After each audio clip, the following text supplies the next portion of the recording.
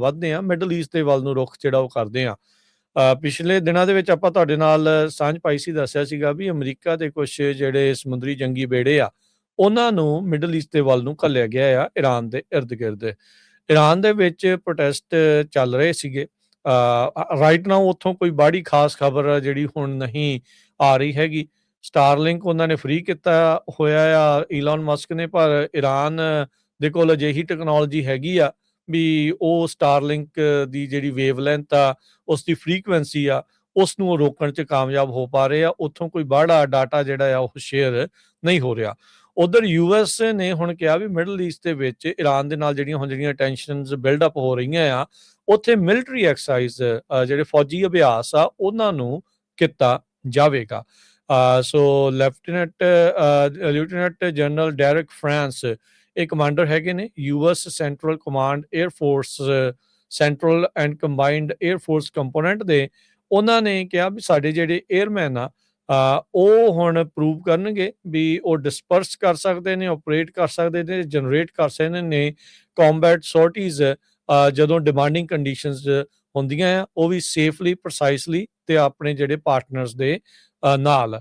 ਸੋ Donald Trump ਹੁਣਾਂ ਨੇ already announce ਕੀਤਾ ਸੀਗਾ ਵੀ ਅਰਮਾਡਾ ਜਿਹੜਾ ਆ ਉਹ ਪਹੁੰਚ ਰਿਹਾ ਆ, ਵੀ ਆਪਣੇ ਜਿਹੜੇ ਜੰਗੀ ਬੇੜੇ ਤੇ ਬਾਕੀ ਸਾਰਾ ਬਰੂਦ ਬਰਾਤ ਲੈ ਕੇ ਜਿਹੜਾ ਅਸੀਂ ਈਰਾਨ ਦੇ ਵੱਲ ਨੂੰ ਜਿਹੜਾ ਉਹ ਪਹੁੰਚ ਰਹੇ ਹਾਂ, ਤੇ ਮਿਲਟਰੀ ਐਕਸ਼ਨ ਜਿਹੜਾ ਉੱਥੇ ਦੀ ਰਜੀਮ ਦੇ ਉਲਟ ਹੋ ਸਕਦਾ ਹੈਗਾ ਆ। ਸੋ ਕਹਿੰਦੇ ਵੀ next attack will be far worse than last years ਜਿਹੜੇ ਨਿਊਕਲੀਅਰ ਫੈਸਿਲਿਟੀਜ਼ ਦੇ ਉੱਤੇ ਸਟ੍ਰਾਈਕ ਕੀਤਾ ਸੀਗਾ।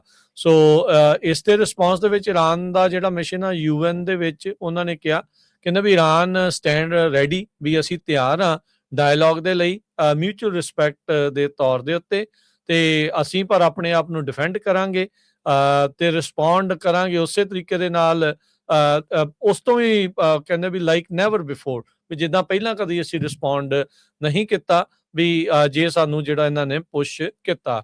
USS Abraham Lincoln carrier strike group already Monday ਪਰਸੋਂ ਦਾ ਉੱਥੇ ਪਹੁੰਚ ਚੁੱਕਾ ਹੈਗਾ ਆ। ਸੈਂਟਰਲ ਕਮਾਂਡ ਦੇ ਅੰਡਰ ਜਿਹੜਾ ਉਹ ਪਹੁੰਚ ਗਿਆ, ਜਿਹੜਾ ਮਿਡਲ ਈਸਟ ਤੇ ਵੈਸਟ ਤੇ ਸੈਂਟਰਲ ਏਸ਼ੀਆ ਦੇ ਵਿੱਚ US ਦੀ ਫੋਰਸਿਸ ਨੂੰ ਓਵਰਸੀ ਕਰਦੇ ਜਿਹੜੇ ਉਹ ਹੈਗੇ ਆ। ਟਰੰਪ ਉਹਨਾਂ ਨੇ ਬੀਤੇ ਸ਼ੁੱਕਰਵਾਰ ਕਿਹਾ ਸੀਗਾ ਵੀ we have lots of ships going that direction just in case I rather not see anything happen, but we are watching them very closely. ਅਸੀਂ ਬਹੁਤ ਨਜ਼ਦੀਕੀ ਦੇ ਨਾਲ ਦੇਖ ਰਹੇ ਹੈਗੇ ਆ। ਸੋ ਇਸ ਟਾਈਮ ਉੱਥੇ ਹੁਣ ਪ੍ਰੋਟੈਸਟ ਕਿੰਨੇ ਕੁ ਜ਼ਿਆਦਾ ਹੋ ਰਹੇ ਆ ਉਸ ਦੇ ਬਾਰੇ ਕੋਈ ਬਾਹਲੀ ਖਬਰ ਹਰਜੋਤ ਸਿੰਘ ਜੀ ਨਜ਼ਰ ਨਹੀਂ ਆ ਰਹੀ, ਕੋਈ ਸਾਹਮਣੇ ਚੀਜ਼ਾਂ ਜਿਹੜੀਆਂ ਉਹ ਨਹੀਂ ਆ ਰਹੀਆਂ। ਸੋ ਲੱਗ ਰਿਹਾ ਆ ਵੀ ਸ਼ਾਇਦ ਈਰਾਨ ਦੀ ਜਿਹੜੀ ਸਰਕਾਰ ਆ ਉਹਨਾਂ ਨੇ ਜਿਹੜੇ ਪ੍ਰੋਟੈਸਟ ਆ ਉਹਨਾਂ ਨੂੰ ਦੱਬਣ ਦੇ ਵਿੱਚ ਕਿਤੇ ਨਾ ਕਿਤੇ ਕਾਮਯਾਬੀ ਉੱਥੇ ਹਾਸਲ ਕਰ ਲਈ ਹੈਗੀ ਆ। 5000 ਤੋਂ ਵੱਧ ਮੌਤਾਂ ਜਿਹੜੀਆਂ ਪ੍ਰੋਟੈਸਟਰਸ ਦੀਆਂ, ਇਹ ਅਨੁਮਾਨ ਜਿਹੜਾ ਉਹ ਲਾਇਆ ਜਾ ਰਿਹਾ ਆ। ਇੱਕ US based human right activist news agency ਉਹਨਾਂ ਨੇ ਜਿਹੜਾ ਉਹ ਕਿਹਾ ਆ, ਤੇ ਕਹਿੰਦੇ ਵੀ ਅਸੀਂ 17000 ਹੋਰ ਜਿਹੜੀਆਂ ਉੱਥੇ ਮੌਤਾਂ ਹੋਈਆਂ ਆ ਉਹਨਾਂ ਦਾ ਰਿਵਿਊ ਜਿਹੜਾ ਉਹ ਕਰ ਰਹੇ ਆ। ਇਹ ਨੰਬਰ ਦੀ ਪੁਸ਼ਟੀ ਕਿਸੇ ਦੇ ਕੋਲ ਨਹੀਂ ਆ, ਸਿਰਫ ਇਹ ਜਿਹੜੇ human right activist news agency ਵਾਲੇ ਆ ਉਹ ਇਹ ਦਾਅਵਾ ਕਰ ਰਹੇ ਆ ਵੀ 5800 ਤੋਂ ਵੱਧ ਮੌਤਾਂ ਪਿਛਲੇ ਜਿਹੜੇ 1-2 ਮਹੀਨੇ ਦੇ ਵਿੱਚ ਹੋਏ ਪ੍ਰੋਟੈਸਟ ਆ ਉਹਦੇ ਵਿੱਚ ਈਰਾਨ 'ਚ ਹੋ ਚੁੱਕੀਆਂ।